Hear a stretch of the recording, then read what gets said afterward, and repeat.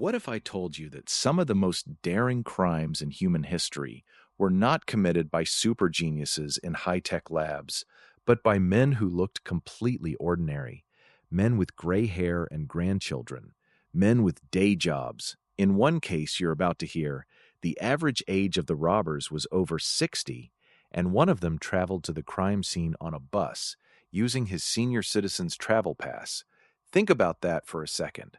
While the rest of us complain about Mondays, these people were digging tunnels under banks. They were walking into the most secure vaults on the planet and walking out with fortunes so large the numbers barely seem real. Tonight, we're counting down 5 of the most unbelievable heists in history. Not legends, not movie plots, real crimes committed by real people with real consequences. A train stopped in the dead of the English night. A tunnel dug by hand beneath a national bank, the greatest diamond robbery the world has ever seen, a gang of pensioners who drilled their way into history, and finally, a mystery involving $500 million in stolen art that remains unsolved to this very day. Every single one of these stories is true, and by the end of this video, you'll understand why police officers, detectives, and even Hollywood writers keep coming back to these 5 cases, because sometimes reality is far stranger than anything fiction could invent. So how did we choose these 5? Believe me, it wasn't easy. Criminal history is crowded with legends: train robbers, safecrackers, tomb raiders, and con men of every description. To make this countdown, a heist needed 4 things. 1, audacity, the kind of plan that makes you laugh out loud at the sheer nerve of it. 2, scale, numbers so large they stop making sense. 3, craft, a method clever enough to earn the grudging respect of the detectives who hunted them. And 4, mystery, because the best heist stories never fully end. Long after the vault doors close and the trials conclude, something always remains missing: the money, the jewels, the masterpieces, or the truth itself. One more promise before we begin. Every story tonight is told as faithfully as the historical record allows. Where facts are certain, we'll be certain with them. Where things remain unknown, and in these 5 cases, enormous things remain unknown, we'll say so honestly and explore the theories for what they are, theories. Because the truth about these crimes needs no exaggeration. Reality did all the heavy lifting years ago. And a word of warning: as you listen, you may notice something strange happening. You'll start rooting for them: the tunnel diggers, the patient Italians, even the old men with their drill. Don't worry, it happens to everyone who studies these cases. There's something in the human heart that can't help admiring the audacity of the attempt, even while condemning the crime. Just remember, as you'll hear again and again tonight, behind every glittering heist story are victims, consequences, and lives quietly shattered off camera. The romance is real, so is the wreckage. So lock your doors, keep the lights on, and let's begin our countdown. London, Easter weekend 2015. While millions of families were eating chocolate eggs and enjoying the long holiday, something extraordinary was happening beneath the streets of the city's famous jewelry district. In the basement of a building called Hatton Garden Safe Deposit, a group of men were slowly, patiently, drilling through a wall of solid concrete, 20 inches thick. But here's the detail that made the whole world stop and stare. These men were not young, athletic professionals. They were pensioners, old men. Some of them walked with sticks. One had recently survived cancer. Another was so unfit that detectives later found him reading a book called Forensics for Dummies. The British press would soon give them unforgettable nicknames: the Diamond Wheezers, the Bad Grandpas, Dad's Army. And yet, these elderly criminals pulled off what may be the largest burglary in English legal history. This is their story. To understand this heist, you first need to understand Hatton Garden itself. For more than 2 centuries, this small pocket of central London has been the beating heart of the British jewelry trade. Behind ordinary-looking shop fronts, hundreds of businesses deal in diamonds, gold, and precious gems worth staggering amounts of money. Deals here are still done with handshakes. Fortunes fit into jacket pockets, and in the basement of one particular building sat the Hatton Garden Safe Deposit Company. Down in that vault were nearly 1,000 safe deposit boxes. Hundreds of small jewelry businesses used them to store their stock overnight. Diamonds, sapphires, gold, cash, heirlooms. It was considered one of the most secure private vaults in the country, or at least it was until Easter 2015. Every great heist begins with a crew, and this crew was unusual. The leader was a man named Brian Reeder. He was 76 years old, but don't let the age fool you. Reeder was a legend in the London underworld. Decades earlier, he had been connected to the famous Brinks Mat gold robbery of 1983, one of the biggest robberies Britain had ever seen. He'd spent a lifetime around serious crime, and he knew how it was done. By his side was Terry Perkins, 67, a career criminal who had spent much of his adult life behind bars. There was John Kenny Collins, 74, who would act as the lookout and getaway driver. There was Danny Jones, 60, an eccentric fitness fanatic who talked to his dog like it was a person and slept in his mother's old dressing gown. There was Carl Wood, 58, and William Lincoln, 60, and a plumber named Hugh Doyle, who would help later with moving the loot. And then there was the mysterious one. Throughout the entire investigation, he was known only by a nickname, Basil. Basil was the alarm specialist. He was the man who could make security systems go silent. The others spoke about him in low voices, and for years after the heist, nobody knew who he really was. We'll come back to Basil, because his story has an incredible twist of its own. The gang spent years thinking about this job. Reeder, the old master, did something almost comical and almost brilliant. He researched vaults and alarm systems online. When police later searched his home, they found printed pages about drilling equipment and diamond drills, and that now famous book, Forensics for Dummies, teaching him how not to leave evidence behind. The crew even bought their own specialist equipment, a Hilti DD350 diamond-tipped core drill, a serious piece of industrial machinery designed to cut through solid concrete. They didn't steal it. They simply bought it with cash for around £3,500, like any normal business buying tools. The plan was timed perfectly.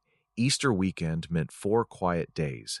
The jewelry businesses would be closed from Thursday evening until Tuesday morning. The vault would be full of valuables stored for the holiday, and nobody would come near it for days. It was, on paper, the perfect window.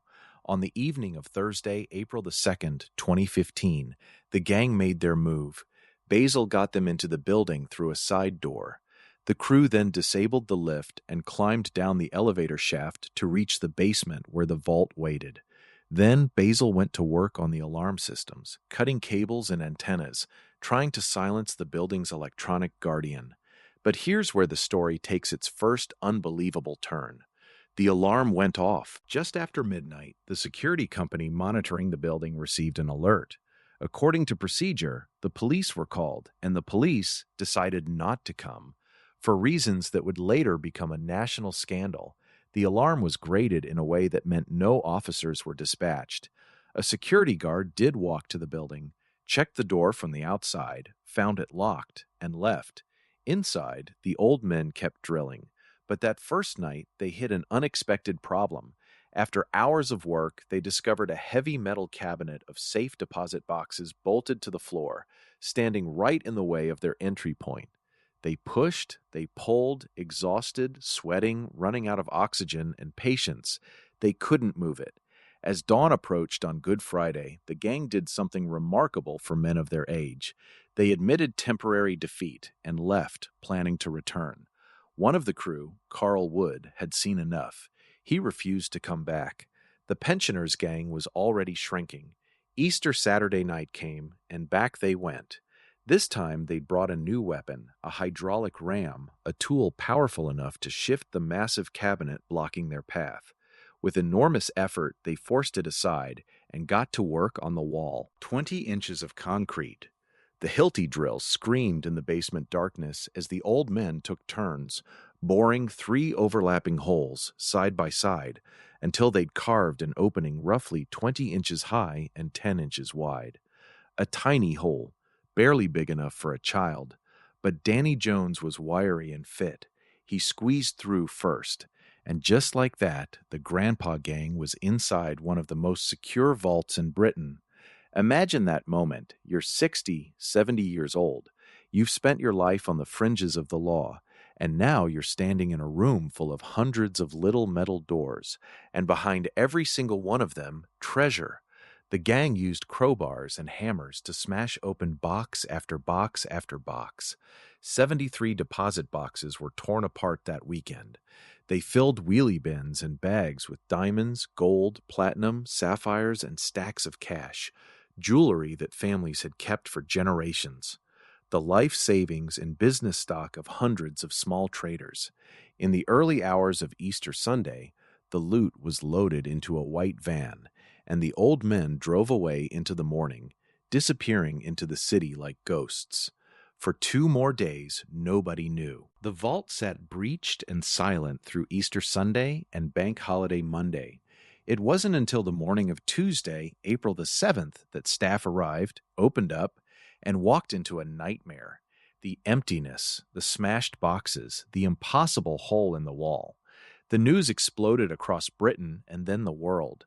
"Heist of the century," screamed the headlines. And then, slowly, details emerged about the unbelievable security failures, the alarm that was triggered but ignored, the police who never came, the guard who checked the wrong door. For the victims, though, this was no adventure. Many of the box holders were small, independent jewelers. Some had no insurance, because that's how the trade in Hatton Garden had worked for generations, built on trust. For many of them, the heist didn't just steal their stock. It ended their businesses, and in some cases, their life's work, overnight. The Metropolitan Police threw everything at this case. The Flying Squad, London's legendary robbery unit, took command. Detectives knew a job this big couldn't stay secret. Criminals talk, especially old ones. And that is exactly what happened. Police combed through thousands of hours of CCTV and camera records tracing vehicles around Hatton Garden that weekend. Slowly, faces emerged, cars emerged. A Mercedes connected to Brian Reeder, an old van. Surveillance teams began following the pensioners around London, and what the detectives discovered was almost too good to believe. The suspects were holding meetings in a pub. The Castle Pub in Islington, North London, became a regular haunt where Reeder, Perkins, and the others would gather over drinks to discuss their share of the fortune and how to handle the enormous piles of stolen goods filling their homes and garages. Police bubbed their cars, and the recordings they captured were gold. One recording caught Perkins and his friends talking openly about the job, with Perkins bragging that it was the biggest robbery in history. These were men in their 60s and 70s, sitting in cars outside pubs, gossiping about millions in diamonds, like grandfathers discussing their allotments. In May 2015, the police struck. In coordinated raids across London and Kent, officers arrested the gang members one by one. At Reeder's house, they found jewelry and cash, the drill receipts, and the Forensics for Dummies book. At other homes, more jewels, more cash, and evidence of the enormous criminal conspiracy. When the arrests were announced, the photographs of the suspects astonished the world. Lines of gray-haired, unshaven old men. The bad grandpas of Hatton Garden. It deserves one more look, this question of exactly how a gang of pensioners defeated a modern vault. Because the technical story of Hatton Garden is where the heist graduates from crime to dark legend. Consider the entrance. The gang didn't break doors or blow windows. They entered through the building's communal side entrance, the same door used legitimately by the businesses upstairs. Basil handled the locks. Once inside, the real genius of the plan revealed itself. Rather than attacking the vault's door, confront its guards, or tackle the main security systems head-on, they went down the lift shaft. The elevator serving the building was disabled on the upper floors, and the crew descended the shaft itself, climbing down into the darkness of the basement levels, an approach route the building's designers had probably never imagined being used as an attack vector. Up on the roof and in the electrics, Basil and the crew were cutting and bridging cables, silencing the alarm system's ability to call for help. They'd studied exactly which lines carried which signals. The alarm did manage to send one alert on the first night, and we know how tragically that slip through the system's fingers was handled. Then came the wall itself. The vault wall was reinforced concrete, roughly 50 centimeters thick.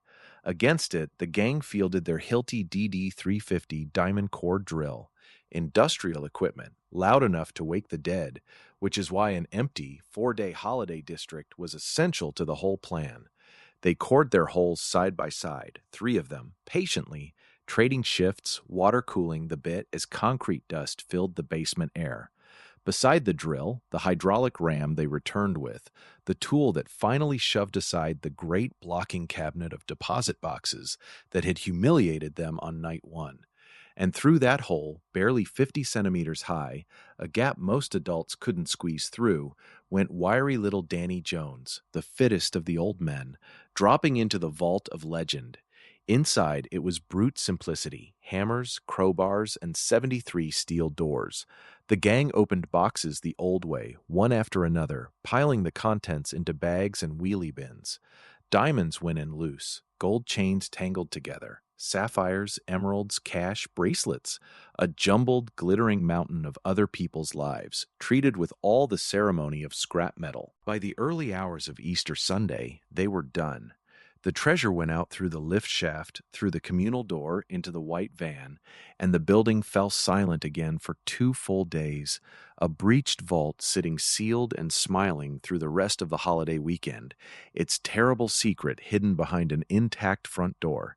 Investigators would later call the scene almost surgical in its focus.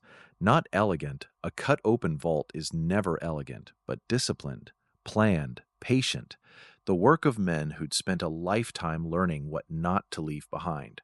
One lesson from Hatton Garden stands above all others, and security professionals repeat it to this day. Alarms do not stop thieves. Alarms only notify people. And on Easter weekend 2015, nobody answered. In early 2016, the men were sentenced at Woolwich Crown Court. Brian Reeder, the mastermind, received 6 years and 3 months. Terry Perkins, Danny Jones, and Kenny Collins got 7 years each.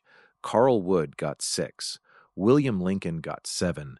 Hugh Doyle received a suspended sentence for helping conceal the loot.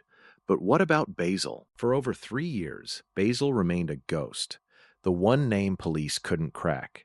Then, in 2018, detectives raided a flat in Islington, and inside they found Michael Seed, an electronics expert in his 50s, along with a mountain of the missing Hatton Garden treasure. Gold ingots, jewelry, gems. He'd been the alarm genius all along, hiding in plain sight. In 2019, Michael Seed, the man called Basil, was sentenced to 10 years in prison. Even today, the story isn't quite finished. Only a fraction of the stolen fortune. Authorities believe somewhere around £4 million worth has ever been recovered. The rest of that treasure, the diamonds, the gold, the family heirlooms, vanished into the criminal underworld, likely sold off piece by piece across Europe. Somewhere out there tonight, someone may be wearing a stolen Hatton Garden diamond and not even know it. The Hatton Garden Safe Deposit Company never recovered from the blow to its reputation. It went into liquidation. The famous vault, once thought untouchable, closed for good. And the old men? Terry Perkins died in prison in 2018. Brian Reeder, the legendary mastermind, died in 2023, aged in his late 70s. They spent their final years behind bars, trading their retirement for one last shot at glory. Perhaps the most astonishing thing about the Hatton Garden heist is this. The gang defeated 20 inches of concrete and decades of security experience, but were ultimately brought down by their own mouths in a North London pub over a pint of beer. It's easy to get swept up in the romance of the Grandpa Gang, the drills, the secret meetings, the pensioners outwitting the system. The tabloids certainly did. But before we move on, it's worth pausing on the people this story is rarely about, the victims. The Hatton Garden Safe Deposit Vault didn't belong to faceless corporations. Its box holders were largely small, independent jewelers and family businesses, diamond setters, goldsmiths, watch dealers, people who had spent decades building reputations in the district. In the traditional jewelry trade, everything ran on trust and handshakes. Many of these businesses kept their entire working stock in that vault overnight. Necklaces, rings, unset stones, customer repairs, family pieces collected over generations.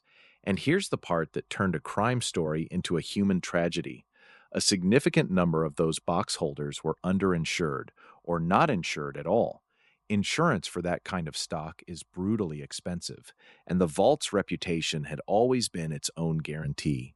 Why pay enormous premiums to protect a vault nobody could rob? When the news broke, some of the box holders were elderly themselves, tradespeople in their 70s and 80s who lost in a single Easter weekend the work of their entire lives.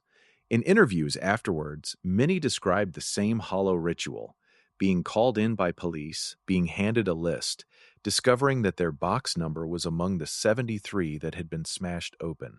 Some lost not just stock, but irreplaceable personal items, wedding jewelry passed down through families, pieces of sentimental value that no insurance payout could ever replace, even if there had been insurance. Courts would later order the gang to pay back millions under confiscation orders, with the threat of extra prison time if they refused. Some paid what they could. Much of it could never be paid because the treasure itself had already vanished into the world's second-hand diamond trade. For many victims, the legal victories were paper justice. Their businesses closed. Some never worked in the trade again. So yes, the story of the bad grandpas is entertaining. It has its comedy, its audacity, its unbelievable details. But somewhere in the background of every headline about the Diamond Weezers stood an elderly jeweler staring at an empty metal box that had held his life's work. The best heist stories always have two sides. Never forget that. Of course, Britain being Britain, the Hatton Garden heist was headed for the screen before the prison doors had even closed. Within just a few years, no fewer than 3 major screen versions of the story appeared. There was The Hatton Garden Job in 2017, playing it as a breezy caper. There was King of Thieves in 2018, which assembled nothing less than a royal flush of British acting legends. Michael Caine as Brian Reeder, alongside Tom Courtenay, Jim Broadbent, Ray Winstone, and Michael Gambon as Billy the Fish. And in 2019, ITV broadcast a 4-part drama, Hatton Garden, with Timothy Spall as Terry Perkins, which leaned into the grimmer, more human side of the story, the toll on the victims, the decay and paranoia inside the gang. Why did this case capture filmmakers so completely? Part of it was the characters. You simply could not invent the Diamond Weezers. Part of it was the setting: London's ancient jewelry quarter, vaults under the pavement, Easter silence in a sleeping city. But mostly, it was that irresistible collision of the mundane and the magnificent, a bus pass and a diamond drill, a pub and a fortune, an OAP and the crime of the century.